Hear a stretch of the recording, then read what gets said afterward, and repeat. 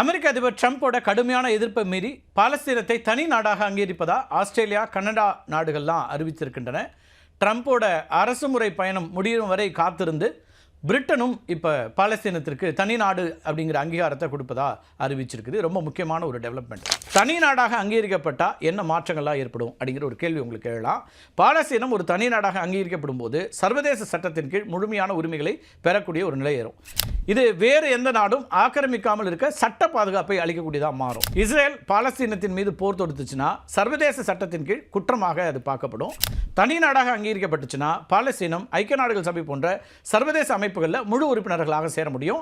ஆனால் தற்போதைய நிலையில் பாலஸ்தீனம் ஒரு பார்வையாளர் நாடாக மட்டும்தான் இருக்குது. இப்போ ஐநாவில் உறுப்பினராவது உலக அளவில் பாலஸ்தீனத்தினுடைய குரலை வலுப்படுத்தக்கூடியதாக அமையும்.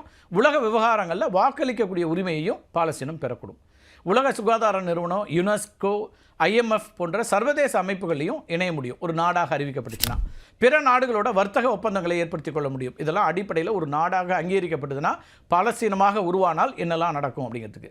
அப்போ இது மாதிரி ஒரு அங்கீகாரம் கிடைக்குதுன்னா பொருளாதாரத்தை மேம்படுத்தவும் வேலை வாய்ப்புகளை உருவாக்கவும் வாய்ப்பு ஏற்படும்.